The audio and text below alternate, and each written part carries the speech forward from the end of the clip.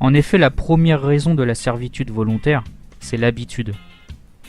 Il y en a toujours quelques-uns, mieux nés que les autres, qui sentent le poids du joug et ne peuvent s'empêcher de le secouer, qui ne se soumettent jamais à la sujétion.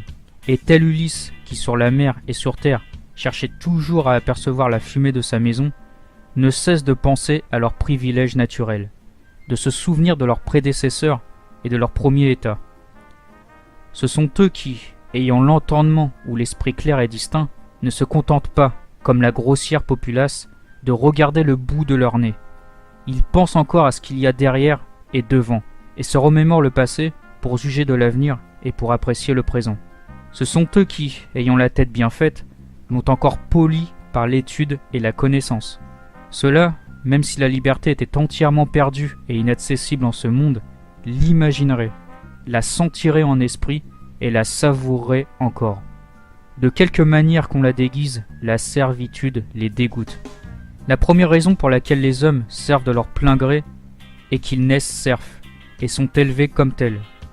C'est pourquoi les gens deviennent aisément, sous la tyrannie, lâches et efféminés. Ainsi est-il certain qu'en perdant la liberté, on perd du même coup la vaillance. Ceux qui sont sujets n'ont ni joie ni ardeur à combattre. Cependant, cette ruse qu'ont les tyrans d'abêtir leurs sujets n'a jamais été si patente que dans le geste de Cyrus envers les Lydiens, après qu'il se fut emparé de Sardes, leur ville principale. On lui apprit la révolte des Sardes, qu'il aurait eu tôt fait de mater, mais ne voulant pas faire le sac d'une si belle ville, ni se donner la peine d'y avoir une armée pour la garder, il eut recours à un bel expédient pour s'en assurer, celui d'établir des bordels, des tavernes et des jeux publics.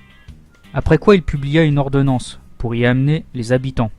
Il se trouva si bien de cette garnison que jamais depuis lors il ne fallut tirer un seul coup d'épée contre les Lydiens. Ces pauvres et misérables gens s'amusèrent à inventer toutes sortes de jeux. Tous les tyrans n'ont pas déclaré aussi expressément leur volonté d'efféminer le peuple, mais à coup sûr, ce que Cyrus ordonna formellement et avec les effets qui suivirent, la plupart des tyrans ont tenté de le faire en cachette. Les pièces de théâtre, les jeux, les farces, les spectacles, les gladiateurs, les bêtes curieuses, les médailles, les tableaux et autres drogues du même acabit. Tels étaient pour les peuples anciens les appâts de la servitude, le prix de leur liberté perdue, les instruments de la tyrannie. Les tyrans de l'Antiquité avaient recours à ce procédé, à cette pratique, à des choses alléchantes pour endormir leurs sujets sous le joug.